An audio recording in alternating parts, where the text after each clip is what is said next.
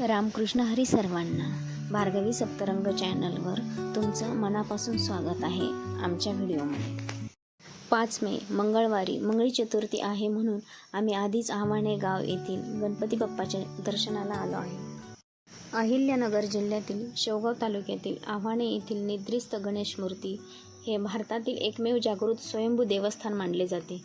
येथील गणेश मूर्ती झोपलेल्या अवस्थेत आहे, जिथे मोरगावच्या मोरेश्वर गणपतीचा अंश मानून भाविक नतमस्तक होतात. निद्रिस्त मूर्ती ही राज्यातील एकमेव झोपलेले गणेशाचे स्थान आहे. मूर्ती ही मानव निर्मित नसून स्वयंभू आहे. झालं तर थोडक्यात त्याची आख्यायिका. मोरगावच्या वारीसाठी असमर्थ ठरलेल्या दादोबादेव नावाच्या गणेश भक्ताला स्वप्न दृष्टांत देऊन मोरया गोसावी यांनी येथे स्थान घ्यायला सांगितले, अशी मान्यता आहे. हे स्थान अहमदनगर पैठण मार्गावर आव्हाणे बुद्रुक गावात मंदिर स्थित आहे. हे स्थान धार्मिक श्रद्धेचे एक मोठे केंद्र असून निद्रिस्त स्वरूपातील गणेशाचे दर्शन घेण्यासाठी अनेक भाविक येथे भेट देतात. इथला मंदिर परिसर खूप शांत आणि प्रसन्न आहे. आजूबाजूला स्वच्छता, हिरवळ आणि एक वेगळी सकारात्मक ऊर्जा जाणवते. इथे आलं की मनाला खूप शांती मिळते आणि सगळा थकवा दूर होऊन मन आनंदी होतं. अशा पवित्र ठिकाणी येणं म्हणजे एक सुंदर अनुभव आहे. इथलं बाहेरचं वातावरण खूप शांत आणि प्रसन्न आहे, पण तरीही भाविकांची गर्दी खूप मोठ्या प्रमाणात इथे पाहायला मिळते. म्हणूनच आज आम्ही चतुर्थीच्या दिवशी न येता मध्ये आलो आहे, कारण दर्शन व्यवस्थित व्हावं म्हणून. लहानांपासून मोठ्यांपर्यंत सगळेच बाप्पाच्या दर्शनासाठी येतात. मंगळी चतुर्थीच्या दिवशी येथे मोठ्या प्रमाणात अभिषेक केले जातात. तसेच जेवण, कार्यक्रम, प्रवचन, कीर्तन आणि यात्रा देखील भरते. भाविक मोठ्या श्रद्धेने आणि भक्तिभावाने येत असतात. गावातील ही परंपरा खूप वर्षापासून चालत आलेली आहे. सगळे गावकरी एकत्र येऊन हा सण मोठ्या भक्तिभावाने साजरा करतात आणि आसपासची गावातील लोकही मंगळी चतुर्थीला इथे दर्शनासाठी येतात.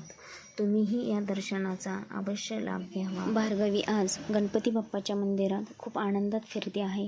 तिला खूप छान आणि फ्रेश वाटत आहे आणि मोकळे दर्शनही झाले आहे. इकडून तिकडून पाहते आणि तिच्यासोबत तिची दीदी हे आहे. त्या दोघींनी काही फोटोही काढले आहेत आणि दर्शनही घेतले आहे. बाप्पाच्या चरणी तिचा छोटासा आनंद. इथलं मंदिर खूप सुंदर आणि आकर्षक असे आहे. रोषणाईने भरलेले आहे. खूप सुंदर सुंदर प्लांट पण आहेत. लाईटिंग पण केलेली आहे आणि स्वच्छता खूप आहे. मंदिरात आल्यावर मन अगदी शांत होतं. बाप्पाच्या समोर उभं राहिल्यावर एक वेगळीच फिलिंग येते. मनातली सगळी चिंता दूर होते आणि मन कसं प्रसन्न होतं. ही मूर्ती तर खूपच आकर्षक आहे. कितीही बघितलं तरी बघतच राहावंसं वाटतं आणि स्वयंभू आहे.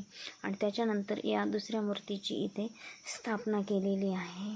पहिली मूर्ती जी आहे ती स्वयंभू आहे आणि इथे अनेक भक्तजन, भाविक लोक दर्शनासाठी येत होते. त्याचवेळी त्या आव्हाणे गावातील सप्ताह असल्याकारणाने तेथील महाराजही तेथे दर्शनासाठी आले होते आणि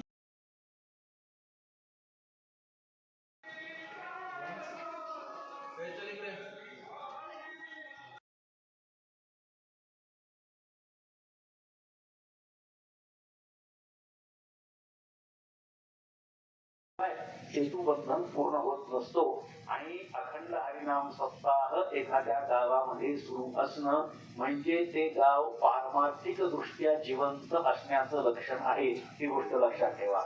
आणि 36 वर्ष आपण हा अखंड हरिनाम सप्ताह करताय, याचा अर्थ आध्यात्मिक दृष्ट्या 36 वर्षांनंतर